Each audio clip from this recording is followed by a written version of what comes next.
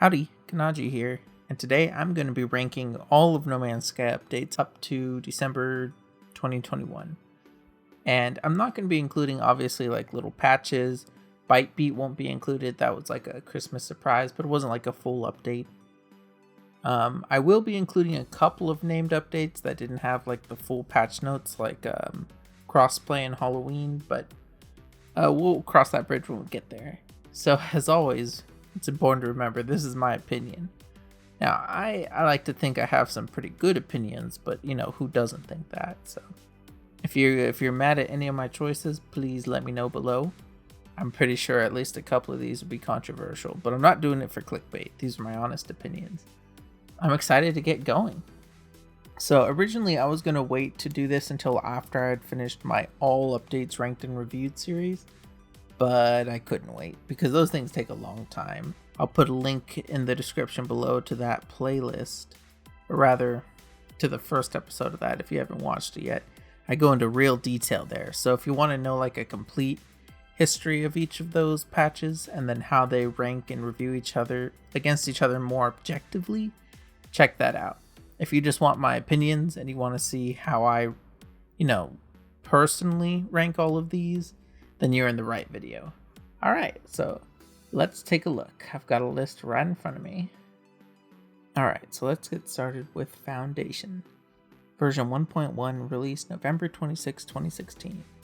Now this is easily, A class. Very easily A tier. Without a doubt. You've got, a complete universe reset. You've got, base building introduced here. You have freighters added to the game, ownable freighters. But I can't just...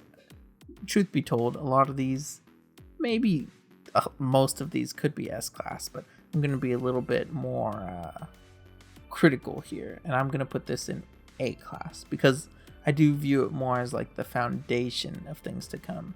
And I think you'll see what I mean as I keep going.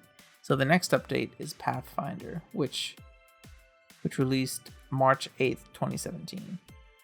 This, I'm also going to put A tier. And the reason is, it did reset the universe, but in my opinion, it didn't add that much. It didn't add any new biomes or planet types or fauna or even flora, really. All it did was like rearrange what was there and change some of the terrain and grass. So, but I mean, it added Exocraft, which was pretty cool. It added like the class system to the game, which is really important, and a lot of other quality of life features. So it was an important update, but for exploration, I felt like it was kind of weak. Sorry. So the third update here is Atlas Rises, version 1.3, released August 2017. And this one will be the first S-Class. Now you're probably wondering what makes this S-Class above Foundation. Well, we have a universe reset, but it also included new biomes. So you have like the new exotic biomes, which love them or hate them, they were something completely new. We added new points of interest. So now we have hollow terminus towers, and we have those big boundary failures on exotic planets. So that was a big deal. Oh, and it added crashed freighters, which were the largest planetary points of interest in the game. So that's really cool. It added the beginnings of multiplayer. It made portal travel possible. Those were activated. It revamped the graphics of the game. Everything was a lot higher detail. It added 30 hours of story. So a whole bunch of new lore, new characters. It added all kinds of things. I'm forgetting now because there's so much. It added the mission board. I mean, it's a very, very, very comprehensive list. And that really, for me, this was when it sort of achieved its potential, or what I thought was its potential at the time. And it was just really impressive. So Atlas Rises definitely S-Class for what it did. So moving on, a whole year passes, we get to Next, which honestly, also an S-Class. It added full multiplayer. It added character customization, third-person flight, and controls on the ground. It again regenerated the entire universe. It added all kinds of variation. Now we have variation of clouds, Now we have ringed planets. Now we have abandoned systems, uncharted systems, abandoned space stations. We have multiplayer missions you can do from your freighter. It completely revamped base building, so now you can build anywhere, and you can have multiple bases, not just one. And just like a whole ton of improvements that I'm not going to go through here. So that's easily S-Class. Love it or hate it. The amount of changes included in a whole year's worth of development, you can't deny that's special, even among No Man's Sky patches or updates. So, not too long after next came the Abyss in October of 2018. This one, I know it was kind of small, but I'm definitely giving it A. And the reason is, it regenerated all of the oceans in the game, which was pretty cool, without having to do a universe reset. It added new types of gameplay loops. So underwater, when you're gathering resources, it's not like on land where you're pretty much just like mining things. You would have like, if you're mining certain like cytophosphate, jellyfish might come after you. If you're going for, I forget what the resource is called, but there are these crystals. Those you have to avoid the volcanic vents. If you want pearls, there's like a little mini game to get into the giant clams. There's now abyssal horrors, which you each have to deal with those in their own way. And then it added, a whole new quest line. It added a second lore quest line, which was through the underwater ruins. It added proper underwater crashed freighters, underwater crashed ships, which was something that the old game never had up to this point. It added just a whole bunch of stuff to do with, and of course the submarine. It added a new Exocraft, which is a lot more fun than it sounds. It also added things like, underwater crabs and new types of underwater species like that. So it was really cool. I really enjoyed it. And of course, new biomes for the underwater. Contrary to popular belief, it actually did not get rid of the old biomes. Old underwater like coral biomes, those are still in the game. So I give it A-Class just because it added a ton of variation, a ton of new gameplay loops that were more interesting than normal resource gathering. And it sort of felt like almost like a new game within the game, because you get your submarine and there's all these new types of things to explore underwater. So, A-Class for me. And then less than a month later, in November of 2018, we have Visions 1.75. So it's a bit of a smaller patch. But for me, this was really impactful. For one, it wasn't very buggy. So after Visions released, I considered this like a golden age of No Man's Sky because the game just ran fantastically. It added variation. So Next had a limited color palette, and Visions added new color palettes for grass, trees, water, all of that stuff. So now there's a lot more variation in the game. On top of that, crashed freighters, which were added over a year prior. There was only one variation of those, and now those were procedural, so there's a ton of variation. On top of that, now we have, archaeology, buried bones with, procedural loot. We have salvage activities, so you can dig up satellites and fight new enemy type, which is corrupted sentinels. We have new biomes. They added new exotic biomes, which was really cool. And on top of that, they added new anomalous fauna rather. And these are creatures that were unlike anything else in the game. So again, it's even more sci-fi than before. And then we have collectibles, new collectibles that you can only get by visiting the actual planets and collecting them. So now we have these, exotic biome based collectibles, which were really cool. And we also had, what else did it do? Oh, it also added storm crystals. So it added some new gameplay loops, some new opportunities for making money. It added variation. It added a new enemy type. It added all kinds of stuff, and it ran well. So this is easily A-Class for me. I absolutely love this update.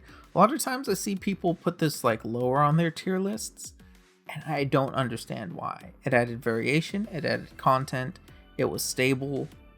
I just don't see a downside to it other than maybe adding those stupid those new predatory plants, the ones that now you see them on literally every planet. I wish they had been mixed up a little bit more, so maybe each planet had one type instead of every planet having like vines, bursting bubble ones, and the Venus flytraps. But other than that, I mean, solid update. And again, it was like a golden age for me, which ended unfortunately August 14th, 2019 with version 2.0 Beyond. So I know a lot of people, this is when they started playing the game. This is when they heard about it, you know. This is when VR was added. Oh, this was when VR was added. So my initial reaction is to put this in D tier because yeah, it broke the game completely for me, if I'm being honest. I really couldn't play the game until Synthesis came out later that year, which, you know, we're getting to. Yeah, it was supposed to be really big. You know, we waited for 6 or 8 months for this patch. And it added the Nexus, which was cool, but very buggy and extremely laggy on PS4. It took away the ability to do contracts from your bridge. So now if you wanted to do a multiplayer mission, you'd have to contend with a bunch of randos. Even if you already had a party, anyone could join, which was kind of annoying compared to the old one of, you know, whoever was on your bridge would join. So you could have like private multiplayer missions. So I kind of missed that feature. Oh, on top of that, it added VR, which was really cool. Really enjoyed it. Didn't look the best, but it was extremely immersive regardless. It did have some bugs though, relating to like the submarine and controls, and the first day I played it, it was really, really bad. It was just like black squares and things all over the place. Again, very buggy, but it was really great.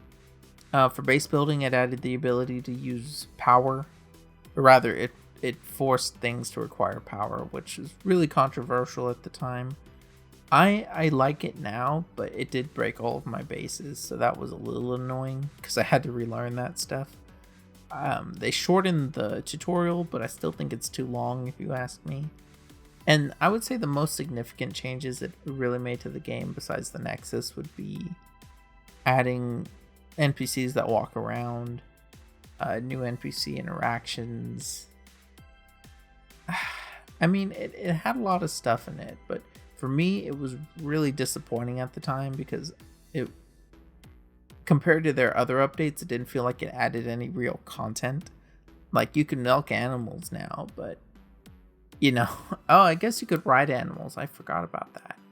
It also changed the scale of the universe to fit with VR, so everything got a lot bigger, which was nice, but I don't know. I would put it in C tier, except for how broken it was. As much as obsessed as I am with the game, I could not play it for months. So D tier it is. However, coming to the rescue is No Man's Sky Synthesis, released November 28th, 2019. This one, again, a lot of people forget it even exists. It's the only like one of these big named updates that doesn't have a trailer. Even though it has like the full patch notes and the book cover thing, it doesn't have a trailer, so it wasn't even included in their compilation this year for the 5-year anniversary.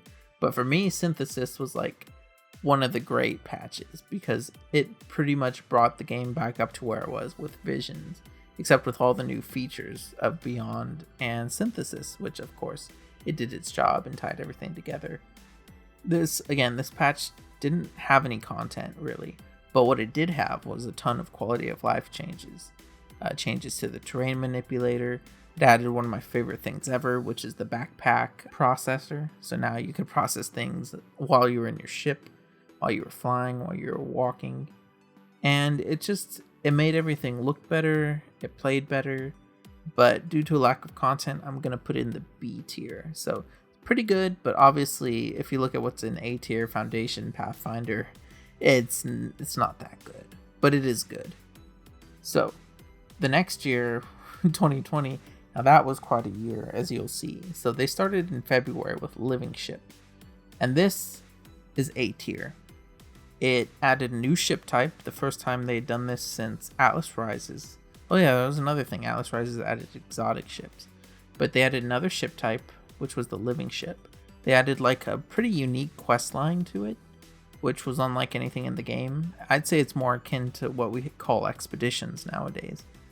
It added new points of interest and random encounters to space. So in a sense, it was almost like the space update, because it added a ton of new random encounters and things to do in space that I still haven't found all of them myself, which is pretty impressive. And yeah, so I really love this. It was, like I said, a ton of new content, new ship type, which means new tech, and new quest line, and a bunch of cool things like that. So I put this in A tier simply because it was very focused on living ship, right, and space. It gave us more to do in space, which previously there was almost nothing, if I'm being real. Yeah, it just felt like a very meaty update, even though it might not have the scope of some of the other, A tier updates. It was very focused and very well executed, which is why this is so sad, because following it was Exomech version 2.4, released April 7th, 2020. And I remember when I first saw the leaked art for this, I was kind of disappointed with how it was looking. Just if you look at this, the composition isn't as nice as some of the other covers, and yeah, it was pretty disappointing. It's a really small update. It didn't add much. It added the Exomech. It made all other Exocraft worse, so that the Exomech would be the only one that protects you from the elements. So now the other ones, which have cockpits, which previously protected you, now you had to install upgrades. The only thing it really improved was it added a new module to your freighter, so you could summon all Exocraft in any system with your freighter in it. That was cool, but the Exocraft itself was pretty disappointing. Like, I was hoping because it had arms, it would have like some unique function that the other ones couldn't do. And yeah, you can pick up storm crystals, but you can't do all interactions while you're in it, because it just pressing square will pretty much just like pull you out of the Exomech. So you still have to get out of it to harvest other types of things. So it's not terribly useful. It's really, really slow. The only way to get around at a good speed is to upgrade the jetpack on it. And even then, that's kind of hard to control. It's not great at climbing. Like, the Pilgrim's much better at climbing, like going up a sheer cliff. It turns really badly. You would think it would turn better than like a motorcycle, right? Or a car, because it has legs. It can just turn on a dime.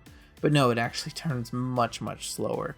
It's pretty weak. It's not like it has like great guns. So when I would take mine and try and fight like a sentinel mech, no, the sentinel would whoop my ass. So it was a pretty almost useless Exocraft, and that was pretty much all it included in that patch. A few, quality of life as always, but I'm gonna put this as the first F tier update, because not only was it disappointing, but it made other Exocraft worse, and it wasn't that fun of a feature itself. So yep, F class, which is really sad. This is followed by Crossplay version 2.5. Now this, a lot of people don't consider it one of the named updates, but it does have a name. It's called Crossplay, and it is 2.5, which is, one of those increments.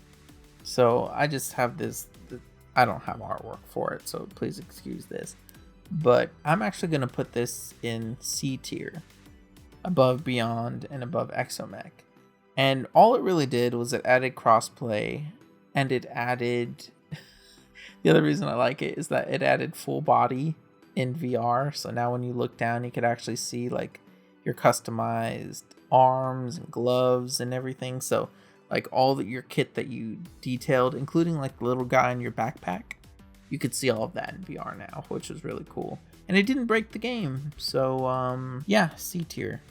Not great, but not a failing grade at all. It did what it was trying to do, right? I'm not going to judge it for not doing things it wasn't trying to do. However, this was followed quite soon afterwards by version 2.6. So July 2020, we got the Desolation update. And this, my friends, is an update. It added something I'd always wanted, procedural dungeons in the game, essentially. So we had these procedural derelict freighters out in space. And each one of these was unique. All the stuff inside, instead of using recycled assets, all new. All new interior modules, all new like collectibles. It had survival elements for people who like survival. It had new enemy types. We got 3 new enemy types for people who liked combat. It had new lore for people who liked lore. It added new building parts for people who liked building parts. It added a new vendor to the space station, which I always appreciate, the scrap dealer. It added so much stuff. So cool. And on top of all that, it ran really well. It updated the lighting, so now we have volumetric fog and lights. It was just a fantastic update. I put this one in S tier because the amount of new gameplay, it added essentially a new gameplay loop, which I always appreciate. It added lots of content, and it probably added things I'm forgetting about, but I genuinely enjoyed pretty much every part of this. And I remember at the time the community, which usually it's like 50-50 on any update we get. You know, half the community is like, hey, this is cool, and the other half it's like, ugh, why did they spend time developing this? Pretty much everyone I saw was pretty happy with this, even people who weren't into this type of thing or asking for it. And then for people like me who were requesting dungeons, procedural dungeons, this was great. So absolutely S-Class, above and beyond expectations, very polished, a lot of content, fantastic. And of course, 2020 is amazing. They followed up with version 3.0 in September, Origins. And this is another S-Class update. So I'm not even going to be able to recall everything they added. They did a partial universe reset. So what they did was the planets that already existed sort of got a revamp, but in the same biome, but all the plants and things were updated. They added new planets. So the game already had like however many quintillion planets. They added billions of new planets with new types of terrain and the new biomes. New flora, new fauna, new biome mix-ups. They added new types of weather. So now you have tornadoes, you have lightning, you have meteor showers, you have gravitational anomalies. Shoot, they added, what else did they add? Hold up, let me look this up. Way too many things added in this patch.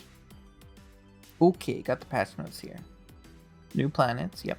Binary and ternary stars. So now you can have systems with 2 or 3 stars, which amazing.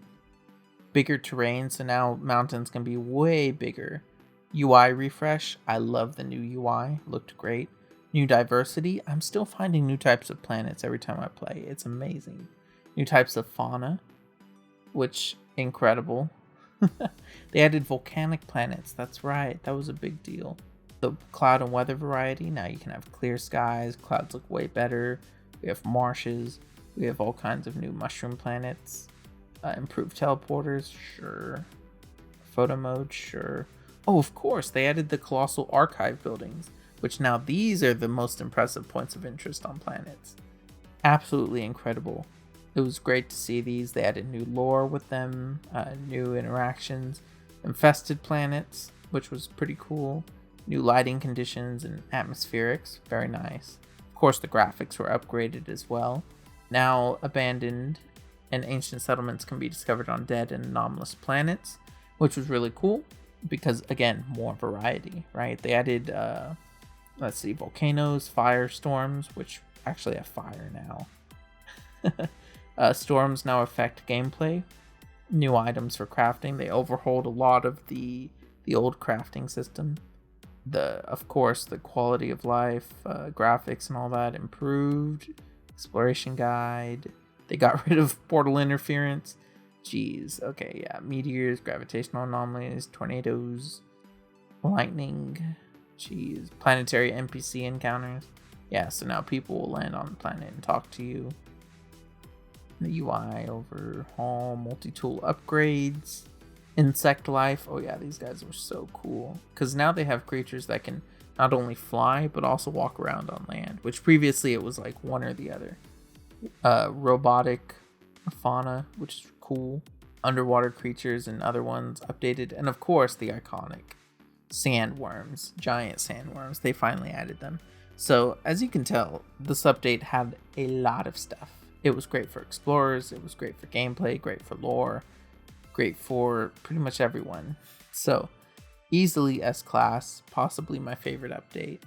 And the game at this point was better than it had ever been. So following this, they had the Halloween update, which I am including on this list. And this one I'm going to throw safely in the C tier, right? Nothing wrong with it. It's still passing grade, kind of small, but it was cool that the one thing with Desolation was that it was a little easy. So with the Halloween update, they increased the difficulty on these derelict freighters a little bit. They added new, like, kind of spooky rewards and things you could earn. And yeah, it was pretty cool to actually get some Halloween themed stuff, and it's in the game year round because it actually matches the aesthetic. So it was a fun little surprise, and nothing wrong with the update. It's just it was really small, so C tier. And then following that, in November of 2020, along with the launch of the next gen consoles, we got No Man's Sky Next Generation. So this might be controversial. I'm putting this in the B tier. And that's because while it didn't really add much content, it made an incredible difference in how the game feels to play. It's really hard to describe. But for any of you who upgraded from a PS4 to a PS5 or a Xbox One S to like an Xbox Series X or something, you know what I'm talking about. 4K at 60 FPS. We've got, all kinds of audio and controller improvements.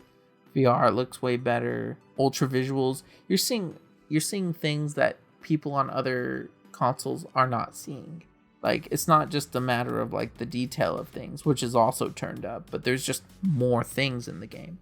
So it was life-changing, but no content added. But I'm still going to put it in B tier because it was life-changing.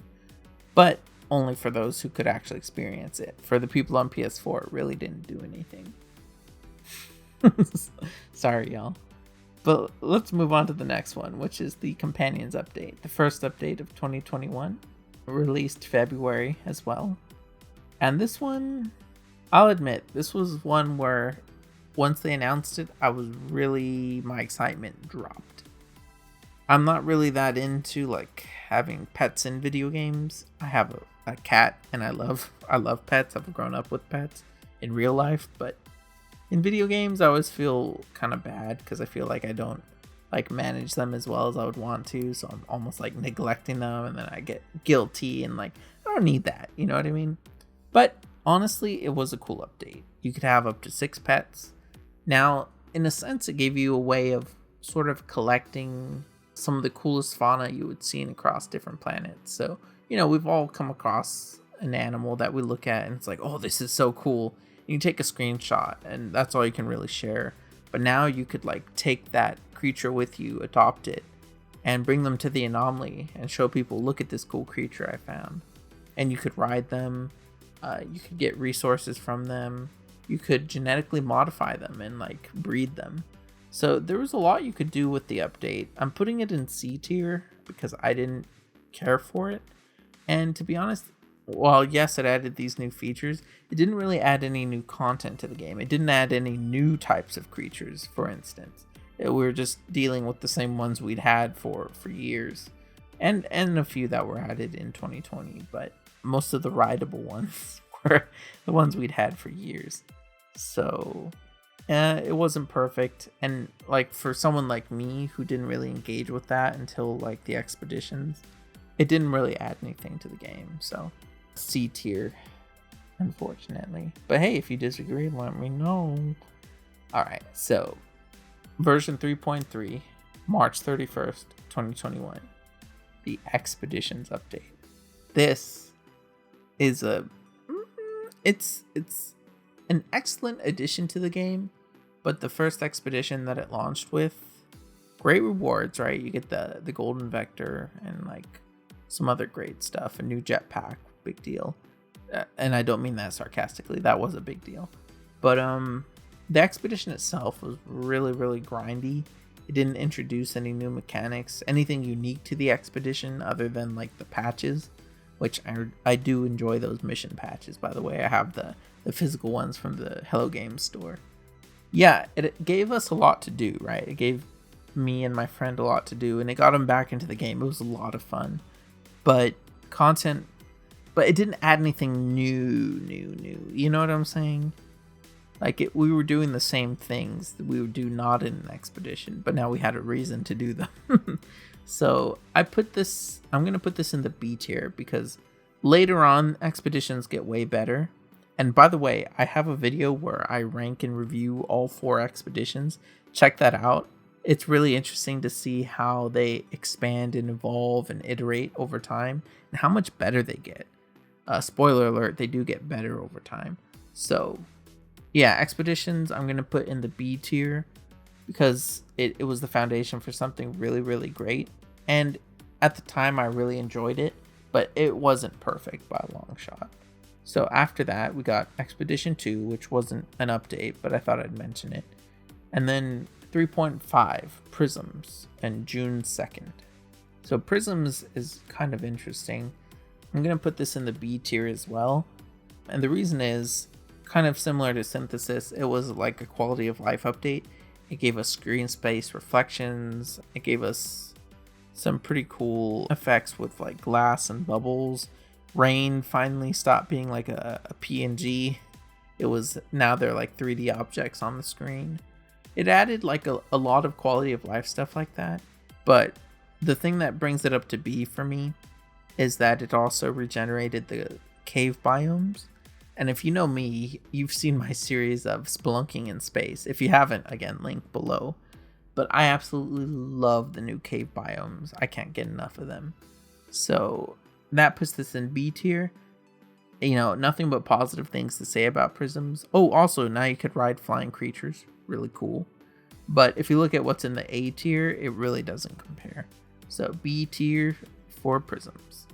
And that was followed by the big, what some people call the big summer update, Frontiers, which I'm of two minds on Frontiers. On one hand, they added settlements, aka towns, aka cities, question mark. Really cool. Finally have like NPC towns, settlements on planets.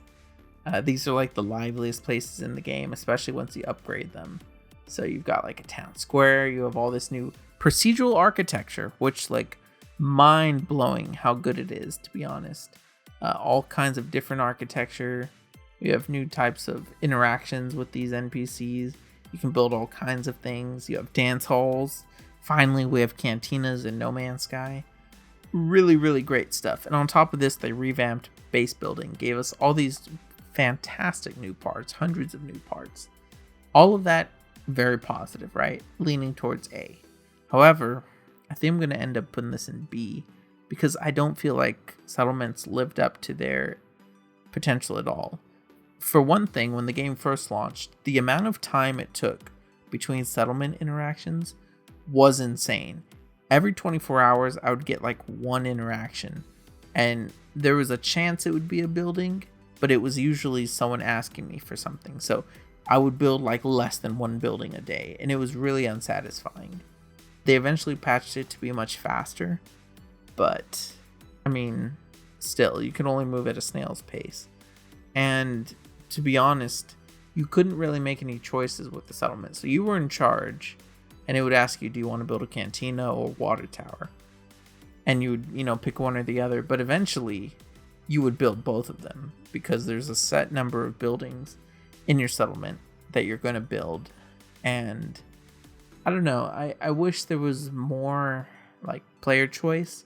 Like if I want to build a casino settlement, let me build like a ton of cantinas, right? And then maybe because I don't build some of the other things, it has problems, right? But that would be kind of my choice. Or if I want to make it an industrial town, I'll just keep building industrial buildings. But because I don't have any recreational stuff, maybe my happiness is lower, right? But those are choices versus like right now they're like pseudo choices. So that's one thing. But then on top of that, there's nothing to do in the settlements, right? So you've got a cantina, you have like all these like you have residential buildings, industrial buildings, storage buildings, I can't store anything in my storage buildings. They don't increase my storage, right? I can't get a drink at the cantina. Kind of sucks. The markets, they finally added trade terminals, which was nice. But it'd be cool if you could buy something unique from the market, right? Residential, like, you can't talk to people there. There's not much to do there, to be honest. And then there's other buildings, like agricultural buildings. They don't grow any plants in them. You've got industrial buildings. They don't give you any materials. So, again, a lot of missed potential, but it is so cool to see the procedural architecture, specifically the Viking architecture, is exactly what the game was missing. So, this is all long-winded way to say B tier because it didn't meet its potential, but it's still cool as hell. So, B tier. And that was the last major update. As a bonus, I'm going to go ahead and rank the day one patch. Because if you've watched, again, my all updates ranked and reviewed, I actually start with the day one patch. So as a bonus, I'm going to put that in the B tier. Because it did regenerate the universe. It added new atmospheric conditions. It added a new storyline. It added a bunch of great things. But having played version 1.0 and having played version, I think it was 1.3 or 1.04, whichever the original day one patch was, 0.04, I think. I mean, they did lose a little bit of the charm. I understand they had to change the terrain for creature pathfinding, and they rebalanced some things. Like, one thing they did do that was great was increase storage. But I'm going to put it in B tier because I loved it, but anyone who played day one knows that the game was not reaching its potential. And it was still pretty buggy. A lot of things were broken. And just look a few months later at Foundation to what it could have been. So I'm going to put this in B tier. It did a lot of good things. Wasn't perfect. Did make a couple things a little worse than 1.0. But overall, still pretty good. So this is my ranking. In S-Class or in S tier, we have Atlas Rises, Next, Desolation, and Origins, which I think those are all S tier updates. If you don't agree with me on those, I mean, let me know why in the comments below, because I think those are all excellent updates. Same with the A tier, Foundation, Pathfinder, Abyss, Visions, and Living Ship. I love all of these, but they don't necessarily feel as incredible as the S tier. And as far as content, with the exception of Desolation, S tier just had the most content per update. So B tier, these are pretty good, you know. We have Synthesis, Next Gen, Expeditions, Prisms, Frontiers, and the day one patch. All positive, all doing good things, but maybe not as impressive as anything in the A tier. Once we get to C, these are passing grades, right? Maybe they weren't trying to do that much, but what they did try to do, they accomplished. So we have Crossplay, Halloween, and Companions. You know, relatively small. They added positive things to the game, but they didn't really add that much. D, this is an odd place because it's just Beyond. And in this case, in Beyond's case, it added a ton of great things to the game, broke a ton of shit, and made the game unplayable for me for several months. And for a lot of people, actually, it turned a lot of people off of the game because their bases were broken. They weren't multiplayer. They didn't like multiplayer. So now that the Nexus, the anomaly, was like forced multiplayer, and a big focus of the game was multiplayer, adding more people in lobbies and stuff, a lot of people didn't like that. And for the people who didn't like multiplayer or didn't have a VR headset, which, you know, costs extra money, there really wasn't that much in the Beyond update. I mean, there was a lot of quality of life, but kind of got lost between the things that got worse, if you ask me. And then F tier is just stuff that was not only small, but failed to meet even the small expectations I had for it, which was Exomech. You know, disappointing Exocraft, made Exocraft worse, and just didn't add anything else, really. So that's my tier list. Comprehensive. Every update from 2016 to 2021. I'll probably do another one next year, you know, once we see what they add. I'm really excited for where things are going. I'm hoping the thing I'm most excited for is I'm hoping they update the settlements to add more functionality. But, you know, let me know what you think in the comments below. If you want to see how each of these are ranked and reviewed objectively, this is very subjective, but more objectively, check out my All Updates Ranked and Reviewed series. Each episode is pretty long, but it's like a deep dive into each of these updates. And it's really interesting. It's like a look back on how far the game has come. And then also for expeditions, if you want a review of those also ranked, check out my recent video, which I'll also link in the description below. So thank you so much if you made it this far. I haven't published many videos lately, and I probably won't next week because it's Christmas time, holiday season, very busy at work, very busy with family. But I expect a lot of new content in the new year. So thanks again for your support. Leave a like if you like this video. I guess you can dislike it if you dislike the video. It's your choice. If you enjoyed this, why not subscribe? It's free. Does me a lot of good. Does you a lot of good, hopefully. And have a very, very good holiday week and a very fine new year. I will see you in 2022. Bye.